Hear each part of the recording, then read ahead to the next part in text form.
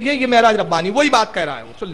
خود رسول اللہ صلی اللہ علیہ وسلم اپنا برتھ ڈے نہیں منا رہے ہیں، اپنی جنم دن نہیں منا رہے ہیں، اپنی یوم پیدائش نہیں منا رہے ہیں. اور آگے بڑھیے آپ، حضرت سیدنا ابوبکر صدیق کا دور آیا، 2.5 برس حکومت کے سیدنا ابوبکر صدیق کم و بیش، انہوں نے بھی کم از کم 2 مرتبہ ربیع الاول کی تاریخ آئی تھی کہ نہیں آئی تھی؟ ان سے بڑھ کر کے محبت کرنے والا کوئی پیدا ہو سکتا ہے؟ انہوں نے بھی نہیں منائی.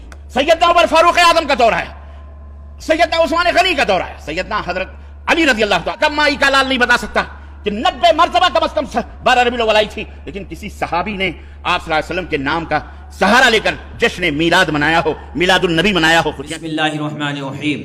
دوستو آج کی ویڈیو بہت ہی خاص ہونے والی ہے، جو دیکھتے ہیں.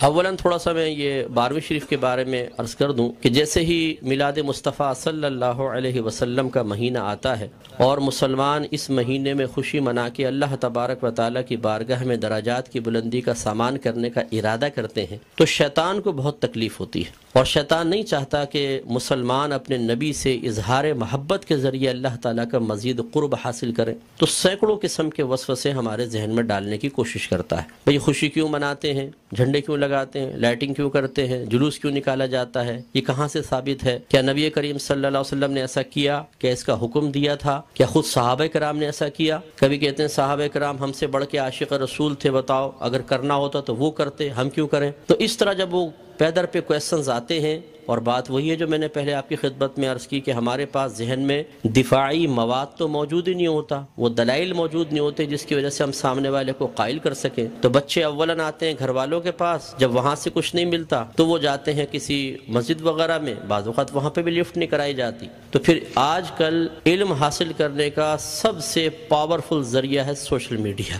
پھر جا کے بیٹھ جاتے ہیں سوشل میڈیا پہ، اور وہاں پہ ہر طرح کا جاہل ترین آدمی بیٹھا ہوا ہے جس کو دین کی الف بے بھی نہیں آتی، اور معذرت کے ساتھ میں لفظ کہوں گا اس کو استنجا کرنا آتا نہیں ہے، اور وہ وہاں بیٹھا ہوا قرآن حدیث کے دلائل دے رہا ہے. اور پھر وہ الٹے سیدھے دلائل پڑھنے کے بعد تو اور انسان کا ذہن گڈ مڈ ہو جاتا ہے. تو کچھ باتیں بس میں اس کے بارے میں عرض کر کے پھر اپنے بیان کی طرف آؤں گا. دیکھیں، میلاد مصطفیٰ صلی اللہ علیہ وسلم کی لغوی بحث کو چھوڑ کر ہم اس لفظ کو بولتے ہیں چند افعال و اعمال کے مجموعے پر کہ جی ہم میلاد مصطفیٰ منا رہے ہیں. مثلا اس میں کھانا کھلانا، سرکار کے فضائل بیان کرنا، نعت خوانی کی محافل ہیں، جھنڈے لگانا، لائٹنگ کرنا، جلوس نکالنا، ان تمام چیزوں کے مجموعے کا نام رکھ دیا جاتا ہے میلاد مصطفیٰ کہ جی ہم میلاد مصطفیٰ منا رہے ہیں. اور اگر دیکھا جائے تو اصل میں سرکار کی ولادت پاک کی خوشی ہم منا رہے ہوتے ہیں، اس کے لیے طریقہ اختیار کرتے ہیں تو ان تمام کو کہہ دیتے ہیں جی میلاد کی محفل ہو رہی ہے، میلاد مصطفیٰ منا رہے ہیں. تو پہلی بات تو یہ کہ خوشی منانا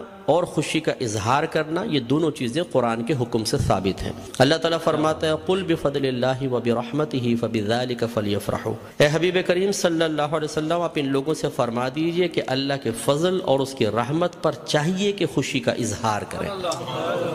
کہنے والا کون ہے؟ اللہ تبارک و تعالی. اور اگر میں آپ سے پوچھوں کہ اللہ کا سب سے بڑا ہم پر کیا گیا فضل کیا ہے اور اس کی نازل کردہ رحمت کیا ہے، تو ہر مسلمان بے اختیار کہے گا کہ ہمارے نبی کریم صلی اللہ علیہ وسلم. سب سے بڑا اللہ کا فضل، سب سے بڑی اللہ کی رحمت کہ ہمارے سرکار کے قدموں سے ہمیں قرآن ملا ہے، ایمان ملا ہے. حتیٰ کہ اللہ تبارک و تعالیٰ نے اپنی معرفت بھی اس وقت تک چھپا کر رکھی جب تک اپنے حبیب کو ظاہر کرنے کا ارادہ نہ فرمایا.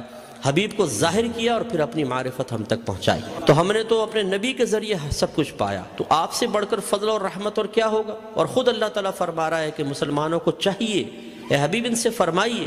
یقینی سی بات ہے کہ کافر کو تو مکلف نہیں بنایا جا رہا نا، مخاطب مسلمان ہی ہوں گے. کہ مسلمانوں سے کہیے کہ اللہ کے فضل اور اس کی رحمت پر چاہیے کہ خوشی کا اظہار کریں. اور دوسری آیت میں فرمایا وَأَمَّا بِنِعْمَةِ رَبِّكَ فَحَدِّثْ، اور اپنے رب کی نعمت کا خوب چرچا کرو. حدث تحدیث سے نکلا ہے. تحدیث کا مطلب ہوتا ہے اللہ تعالیٰ کی کسی عطا کردہ نعمت کو کسی کے سامنے ظاہر کرنا، چاہے وہ قول سے ہو، جیسے ہم کہتے ہیں جی اللہ کا بڑا فضل ہے بونڈ لگ گیا، اللہ کا بڑا فضل ہے مکان بنا لیا، اللہ کا بڑا فضل ہے میرے بیٹے کی شادی ہو گئی. یہ ہم نعمت کا اعتراف اور اظہار کر رہے ہوتے ہیں.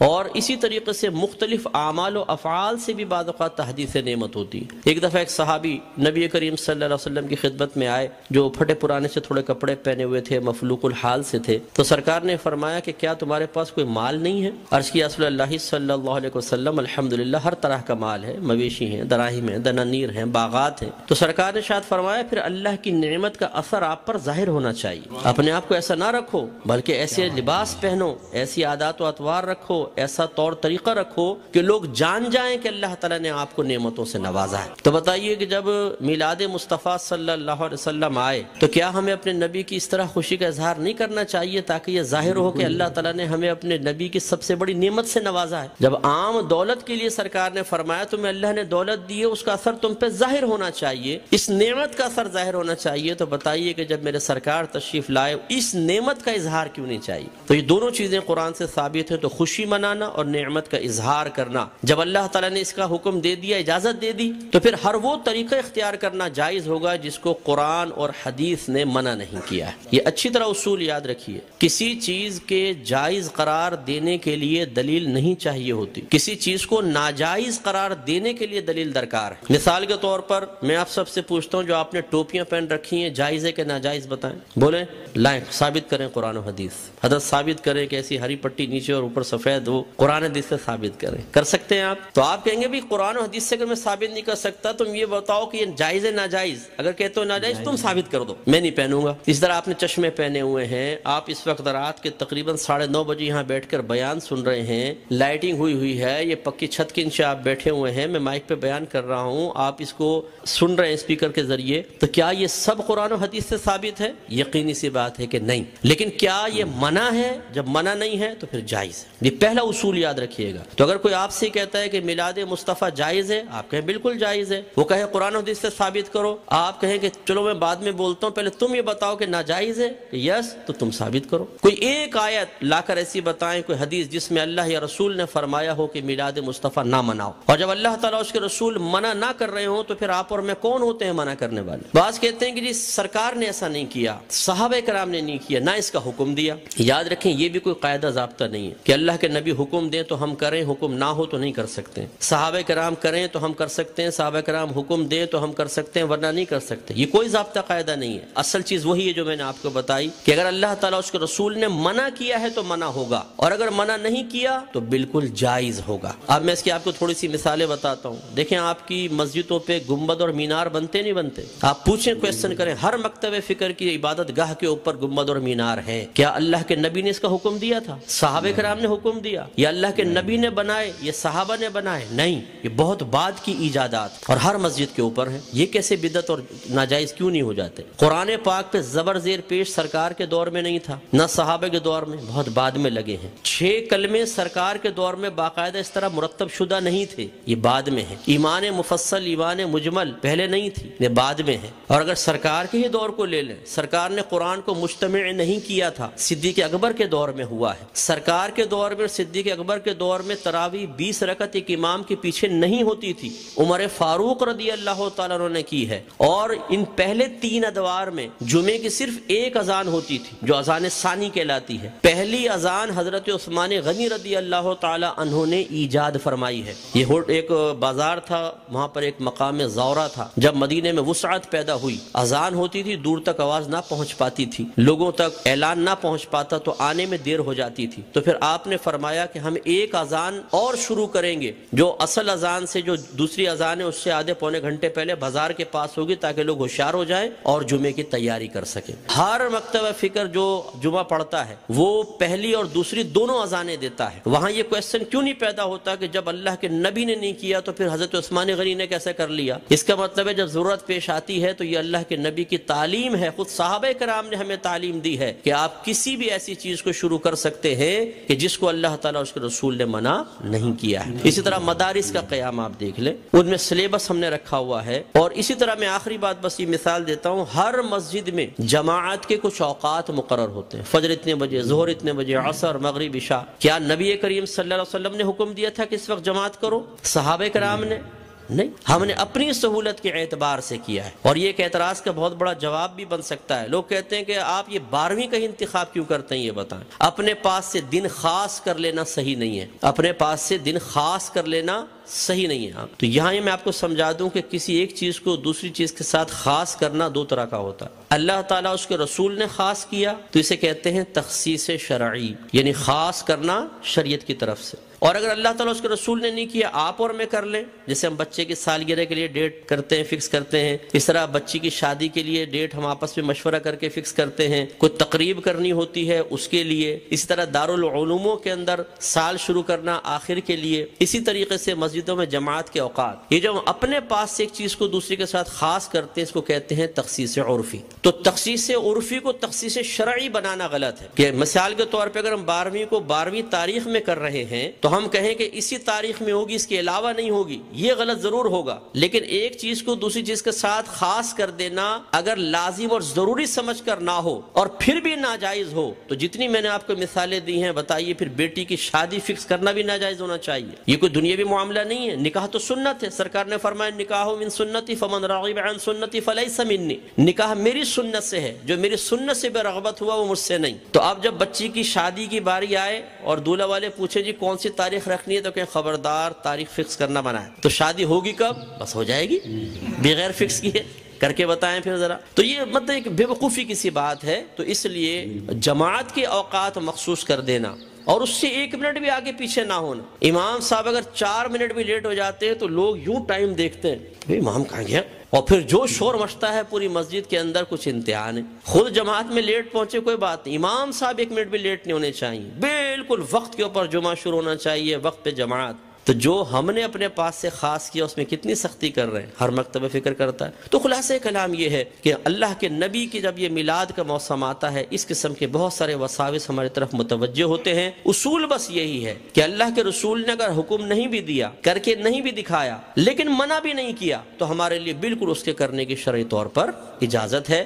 اگر حکم کا انتظار کریں تو پھر ہر چیز کے اندر غلام کو حکم کا انتظار کرنا چاہیے، اور جب آپ حکم ڈھونڈنے کی کوشش کریں گے تو کاروبار زندگی رک جائیں گے۔ ہزارہ چیزیں ایسی ہیں جن میں سرکار کے احکام موجود نہیں ہیں۔ تو بس اصول شرعی ہوتا ہے کہ جہاں سرکار کا حکم موجود نہ ہو، خاموشی اختیار فرمائی ہو، منع نہ کیا ہو، یہ اس کے جائز ہونے کی دلیل ہوتا ہے۔ تو میلاد مصطفیٰ منائیے، الحمدللہ جنہوں نے یہ کیا ہے انہوں نے فیض پایا ہے۔ ابو لہب جیسا شخص آپ جانتے ہیں کافر تھا، سرکار کا چچا تھا، کافر شخص تھا اور بدترین کافر، دشمن اسلام، لیکن جب اس کی لونڈی ثویبہ نے آ کے خوشخبری دی کہ مبارک ابو لہب تیرے ہاں بھتیجا پیدا ہوا ہے، اس نے ہمارے نبی کی خوشی میں آزاد نہیں کیا تھا، اپنے بھتیجے کی خوشی میں کیا تھا، لیکن وہ بھتیجا تھا تو اللہ کا نبی۔ تو اللہ تبارک و تعالی نے اس کو اس برکت سے نوازا کہ جب اس کا انتقال ہوا اور یہ جہنم میں گیا ہے، اس کے خاندان والوں میں سے کسی نے اس کو خواب میں دیکھا تو پوچھا کہ ما فعل اللہ بکا، اللہ تبارک و تعالی نے تیرے ساتھ کیا معاملہ کیا؟ تو اس نے جواب دیا کہ بہت سخت عذاب میں ہوں،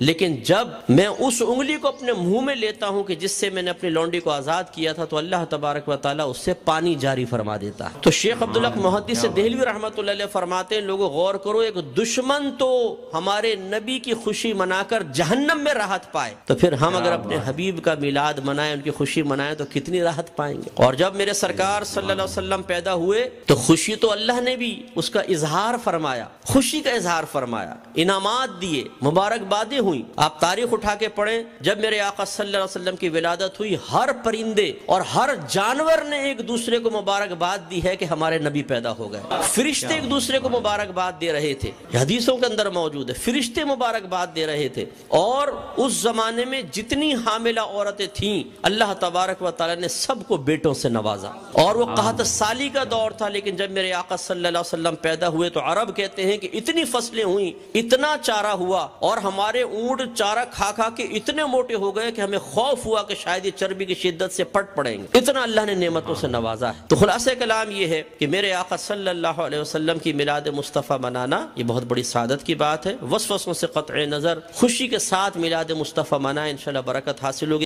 امید کرتا ہوں کہ آپ نے پوری ویڈیو دیکھ چکے ہوں گے اور آپ کے سارے شک و شبہات ختم ہو گئے ہوں گے اور آپ کا ایمان تر و تازہ ہو گیا ہوگا۔ کائنات میں ہر کوئی نبی کی آمد پر خوشیاں مناتا ہے اور ہر عاشق رسول نبی کا میلاد مناتا ہے، لیکن ایک ایسا شخص ہے کہ نبی کی آمد پر خوشیاں نہیں مناتا بلکہ غمگین ہو جاتا ہے۔ وہ شخص ہے ابلیس، اور ابلیس کے چیلے، جس کو کسی شاعر نے کہا تھا نثار تیری چہل پہل پر हजारों ईदें रबीउल अव्वल सिवाय इबलीस के जहां में सभी तो खुशियाँ मना रहे हैं। मोहतरम सामिन किराम, रब की बारगाह में दुआ है अल्लाह तबारक व तआला हम सब को रबीउल अव्वल शरीफ के सदक़े और हमारे नबी मोहम्मद मुस्तफ़ा सल्लल्लाहु तआला अलैहि वसल्लम के सदक़े तुफ़ैल दोनों जहान की खुशियाँ नसीब फरमाए और हम सबको जुलूस मुहम्मदी सल्लल्लाहु तआला अलैहि वसल्लम शरीयत मुतहरा के दायरे में रह कर के निकालने की तौफ़ीक़ फरमाए। वमा तौफ़ीक़ इल्ला बिल्लाह। अस्सलामु अलैकुम व रहमतुल्लाह।